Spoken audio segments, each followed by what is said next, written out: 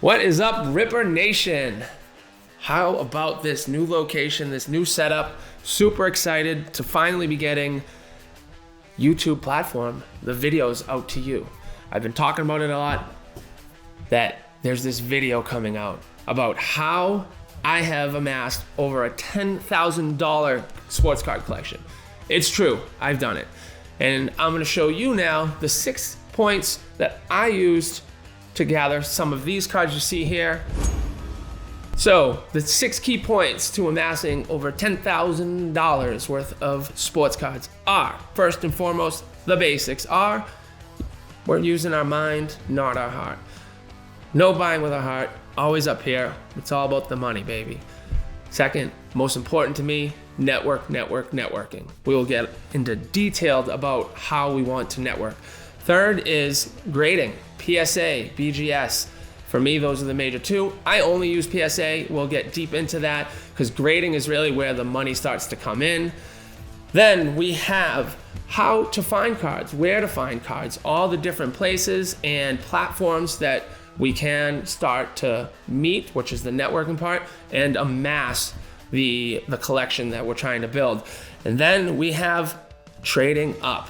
You want to amass a collection, but you need to trade up to get the more value. And that's what's something that's very key for me, is building a pile to get to a bigger card. And lastly, we are going to do for our heart, remember, let's have some fun. If it's not fun, we're not going to enjoy doing it. We're not going to put really any effort into it. So there is part of it where you want to have fun and collect who you enjoy. Make a PC personal collection that you're gonna, be proud of. And I have one that's very rare, and you'll see that. So those are the key points. We'll get more into them in depth later. Let's get going.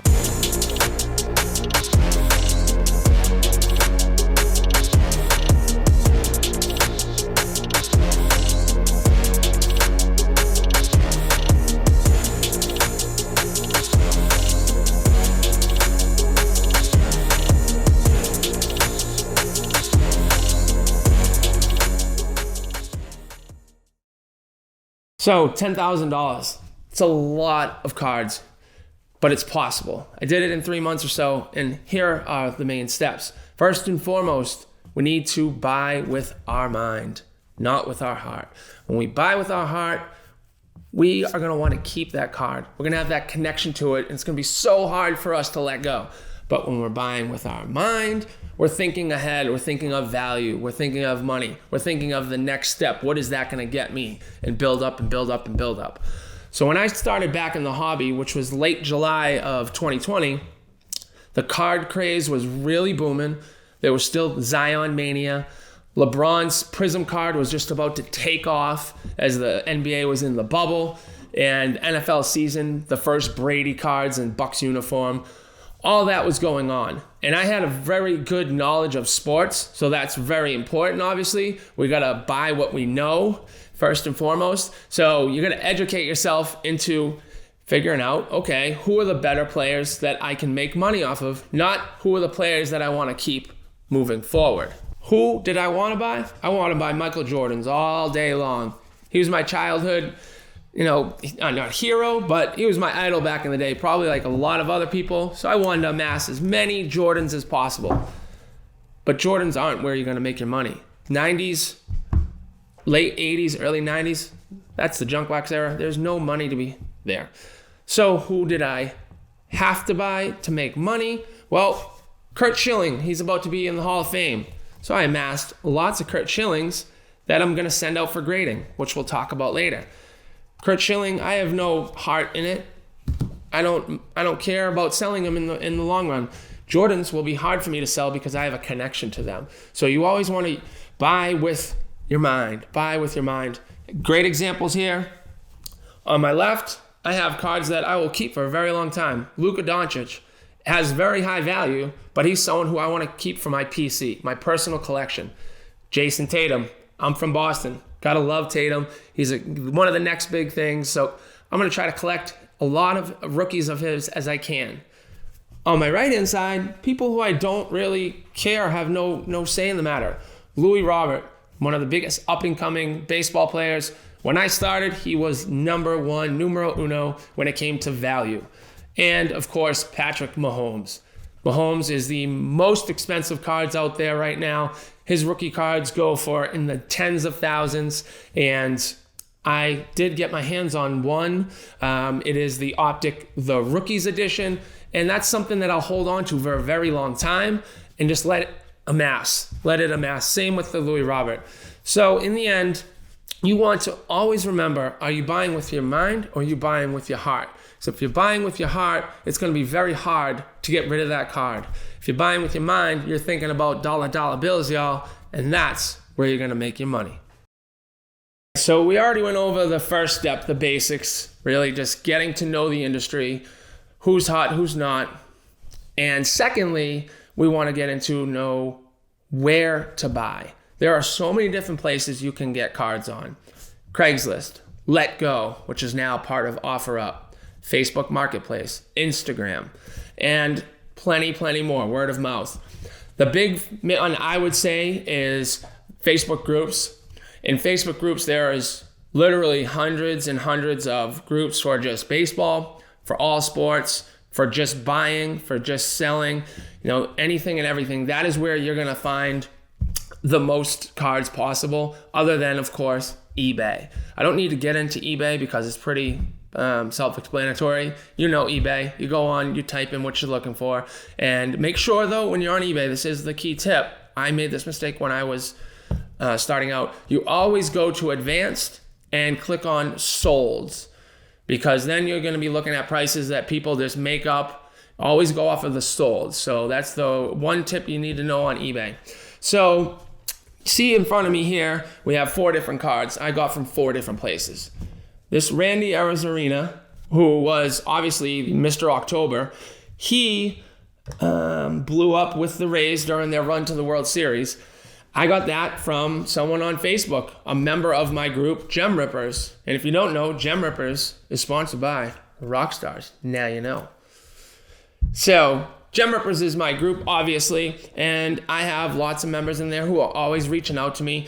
And so just being a member in a group is a great way, because you'll see in the groups they're posting who they're looking for, or they're posting who they're selling. So that is probably the easiest way outside of eBay to find cards. Second would be on the different platforms. Like I said, Let Go, OfferUp, Craigslist, Mercari, and that's where I got this LeBron. Now this LeBron is the 2019 Prism. It's a PSA 9. I actually got it. It was part of a big group of cards that were not graded, and I paid basically a very little amount for this card would make up the whole thing, if you know what I'm saying. This card graded equals what I paid for them, and it came with a bunch of Zions, a bunch of Mosaics, and that was when I first started, so I really hit what's the unicorn there. But there's great deals on OfferUp and Let Go, which I'm saddened that Let Go is now part of OfferUp, but that's another story. Now, the Brady rookies. I have one there. I have 3 more here.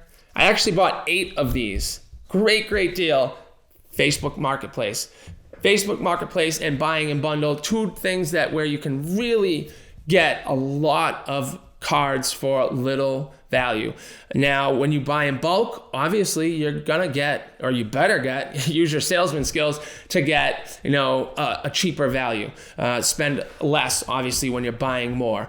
Now, these aren't graded yet, and grading is something that I'll get into shortly. Last card we've already looked at is the Luka. I got that on Instagram. Make sure you're on all platforms. Facebook, first and foremost, Instagram. And now there's Twitch, there's Discord somewhat, and I just found out that they're not just Twitter, but also, what's that one we were just talking about? TikTok. We got TikTok too. You can buy cards anywhere. You literally can. So as long as, if you really want to find a card, you can just put in the work and find it. Outside of eBay, again, you have all different sources. Use them to your advantage, and you'll find the deals that you want. And be smart about it. Always try to, if you're buying, you want to start low, he'll start here, and then you'll end up meeting somewhere in the middle. Don't just give the value that you think it's worth that you saw on eBay, because then you're going to end up paying that. You always want to, finagle a little bit, do the dance, and you'll get what you're looking for if you search hard enough. I need my Rockstar. If you didn't know, now you know. We are sponsored by Rockstar. I'll say it again. This is how I stay up late and do shows till 2, 3, 4 in the morning. This one is Silver Ice. So the most important step to amassing a very valuable collection by far is networking. Networking. You could never do enough of it. I don't need to get deep into this. As we just discussed on the different platforms, the most important one to be on is Facebook. Get into as many groups as possible, and especially the ones that you don't know. Say you know a lot about baseball, but not much football and basketball. Obviously, you're going to be in your baseball groups, but make sure you get into the other ones so that you can start learning the other sports, because you're not going to amass $10,000 worth of cards from just one sport. You're going to need to get educated into all the big three, and even some, hockey, wrestling, and others. That actually, soccer is a huge one right now. But get into as many groups as possible. Same thing goes with Instagram. Make sure you're following the big groups or the big people who are, have a lot of followers and post a lot of good content. That's how you're going to learn. Networking is for learning first and foremost. The more you know, the better you're going to be at what to look for, what guys are, hot right now, because a lot of people do this like day trading. They'll pick up a guy who's on football in particular. He's very hot on Sunday, buy up his cards on Sundays, and flip them the next week and so forth like that. There's so many ways to do it, but it's all about networking. And, make sure the big thing is when you're networking, my trick is to find posts where people are looking for cards or have cards that you have or that you're looking for. For instance, say you want to have a Kevin Durant, you're looking for a Kevin Durant rookie card, and someone posts it there. Comment on that post and get active, engaged in conversation, because then you start getting known. Your name starts being known throughout that group now, and it's the easiest way to start making friends, Facebook friends. Next thing you know, you have people coming through and joining and requesting. So get in as many groups as possible. Make sure you connect with as many people on Instagram as possible, and don't be afraid to ask questions. Ask away. People are there to help you. The majority of this community is there to help others. It's an awesome community. So make sure you get involved as much as possible. Engage. And that way you'll start figuring out who are the real buyers and sellers, the movers and the shakers. And that's going to help you big time on moving forward and starting to build a solid, valuable collection. We just spoke about networking as being the most important part.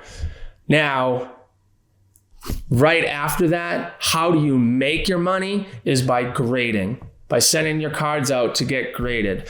When I first got into this hobby, I had no idea about grading.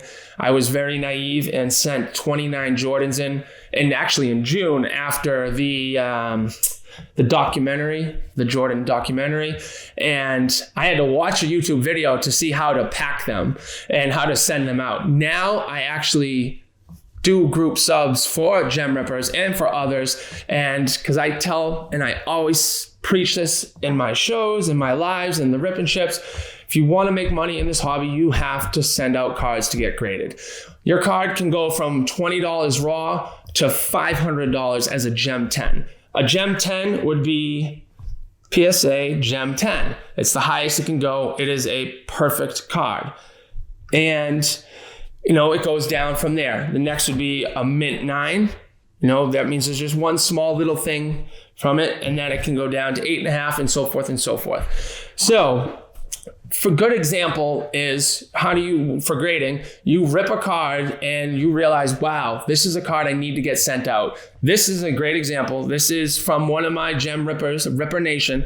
He hit this card. It is Joe Burrow's Holiday Edition. It's the Optic Preview. Optic isn't out yet, so this is a preview card that comes in Donruss Holiday Blasters, and he got a mint 9. So this card raw was going for $200, $300. Now as a mint 9, that's going to at least double his money. That's 100% to 200% value increase. That's how you make money. Another instance is this Louis Robert. This is Topps Chrome. It's his rookie card. Like I said, he was the #1 baseball player. He still is pretty much top 3 in value. And this is his X Fractor of the Topps Chrome edition. I bought this on eBay for $100. Sent it in to get graded, cost $50. So $150 investment. And I could sell this now comfortably for $500. So I'm more than 3X in my money right there. Another great example is a card I don't have here. I pulled a Tua Tagovailoa, a green Mosaic rookie card out of the second blaster I ever got out of Mosaic. The Mosaic craze for football it's still going on. And immediately I knew this was a card I wanted to get graded. I sent it in for a 5-day express. So it cost me $20 for the blaster, $75 to get the express. So $95 invested in this card. I sold it for $950. That's 10X in my money. Again, that is where the money is. You want to get your cards graded. If you don't know how, reach out to me. I didn't know how at the beginning. I found YouTube for my source, but now there are so many different grading companies out there. You want to work with someone, one, who has a proven track record. I do. And 2, you want to make sure that they have someone who lives in California or Texas for BGS. BGS is Beckett Grading Services or Systems. I don't use them. I prefer a PSA. They're now just the top dog. But you want someone who lives in Texas or California because they can just drop the cards off there. Bulk submitters are the way to go. The PSA president wrote in the October newsletter, their monthly newsletter that comes in here and that he emails out, that you want to use bulk submitters now because they took away sending out singles or 2, 3, 4, 5 cards because they just got flooded with cards because the hobby is blowing up. There's so much money to be made. So find someone who does grading. Reach out to me, obviously, first and foremost. I will help get you that Gem 10. There's no doubt about it. One big thing I'm learning is buying cards in bulk, raw, as I have a bunch of Kurt Schilling's, I mentioned earlier. He's going to be going into the Hall of Fame. So I bought a bunch of his cards, rookie cards raw, and I'm going to send these all in to get graded. And then when the Hall of Fame gets announced in January, I'll have some of his cards already graded. Now, this is a PSA 9. I got this for $10. When he gets locked into the Hall of Fame in January, it's going to be easily probably $100. And then in July, when they do the actual ceremony at Cooperstown, who knows what the value could be. So that's actually a trick too, is when you know who is going to be a good idea of who's going into the Hall of Fame next, buy up their cards early. Buy up their cards raw, as many as you can. You can find great deals, especially on someone who's not as well known or well liked for that matter. Kurt Schilling's a legend in Boston. He's always going to be a legend here, so I don't care what anyone has to say. He should have been in the Hall of Fame right away, but politics is a reason why I didn't. But it is what it is. So I bought all these cards probably for $15. I'll probably spend about $150. So let's say 200 tops on 12 cards of his. Each one of those being a 9 or better, that's $50 to $100 that I'm going to be making, and they're just, it adds up. And the last example I have is I just recently bought a Vlad Jr. I had these cards I ripped for a member of ours. I had a mega box and we hit this card, so I was like, let's see how much they are. And this was $25, and I haggled down to $18 for a Vlad Guerrero Gem Mint 10 rookie card. Easily, in a year or two, I could double my money. I could sell it now probably for $10 more. Again, if I wanted to do the day trading type things. But grading is where you make your money. The big bucks is there to be made. As I mentioned in that Tua example, I 10x'd my money. So you want to make money. You want to make the big money, actually. you got to start grading. If you don't know how, reach out to Jason Highland on Gem Rippers, or just comment below, and I certainly will lead you on the way. Even if it's not with me, I will lead you to the right people. I promise you that. To get to $10,000, you must grade your cards. All right, so key point number 5 on how to build $10,000+ sports card collection in 3 months or less is learning how to trade up. Now, if you're in it for the money, if you're an investor, you're gonna want to have more quality over quantity. You could rip packs open all day long and it'll take you, how much money to get that one card that you really want, versus you could trade up a bunch of cards for that one item. Key point would be, here's a Gavin Lux I pulled randomly. Gavin Lux auto. Dodgers just won the World Series, right? I could use this plus a bunch of other Gavin Lux cards to trade up for, say, I want to have a Luka Doncic rookie card. This one's worth no more than this, but if I have 10 Gavin Luxes, I can easily trade up for this as an example. And really, I did trade for this Luka, a PSA 10 Zion that was worth a little bit more maybe, but the Luka's potential once graded is so much more. So I did trade up. Or I could do, again, a lot. A lot means a certain amount, not like, hey, a lot of that card.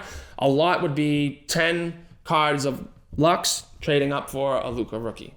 Or example, a Zion. If I want this Zion, which is a 5 of 99, worth about $150 or so raw, I could trade up a bunch of base level Zions for this one card. The best trade I made was I traded 3 Louis Robert base chromes. We saw earlier the X Factor. So the base level, I traded 3 of those for a Luka Doncic Donruss rated rookie. That was an even trade maybe at the time, but the potential, the value is in obviously a Luka rookie because he is the hottest NBA card to have, is through the roof. And the Roberts, yeah, if he gets them graded, that has potential. But I traded up. So you're trading quantity for quality. And example, this Louis Robert, I traded for at a card show last week. Card show, another great place to network, another great place to build your pipeline as well, build up your cards that you want. So I traded another Zion.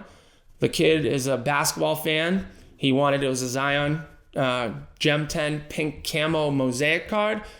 And this is raw. So he got a Gem 10. I got the raw card that is an autographed 2018 Louis Robert, which once I get that graded, it's going to go from $300 to $700, $800.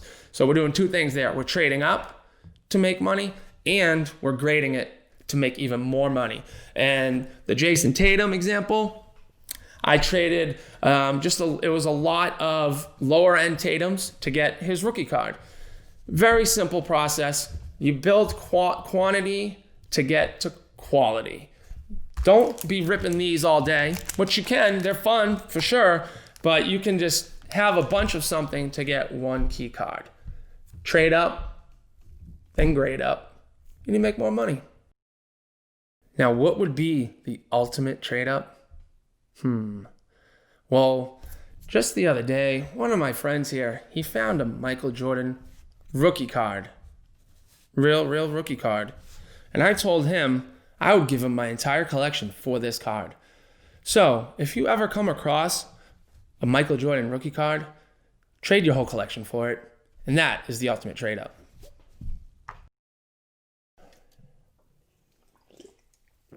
Last reminder, Rockstar Energy is where it's at. But in all seriousness, the key to the hobby is to have fun. Yes, we want to make money. Of course, it's always going to be about money. But if you're not having fun doing it, then what's the point, right? No one wants to stay at a job that you might be making great money, but you're miserable at. We've all probably learned that one time or another. So how do we have fun? We collect what we want to collect. Not for value, not to make money, but we have what's called a PC, our personal collection. growing up, I showed you all those Jordans. Jordan was my main guy. And then Shaq came along, and then I stopped collecting for 25 years at least until this summer. And then I decided I was going to pick one guy to PC and to hone in on. And that was Jesus Luzardo.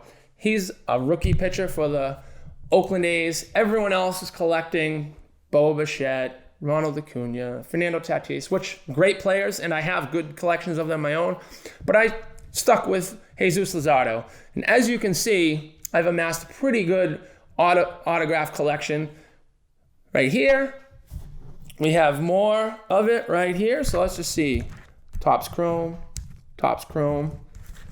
This Fire is out of 50, which I have the other one right there is out of 25. We have a Bowman Sterling, a Bowman's Best, Topps Heritage. I collect these because it's fun. The chase is fun. This is where the networking, the platforms, all those other 5 things come into play because you're on the hunt. This is very good also to learn when we're on the hunt to find that card that's going to make us the most money. Because the more money we have, the more money we can have to spend on what we actually want. That's what it's about, right? Get what we want, make money, have fun. So at the end of the day, don't make it a chore. Make it something that you want to do.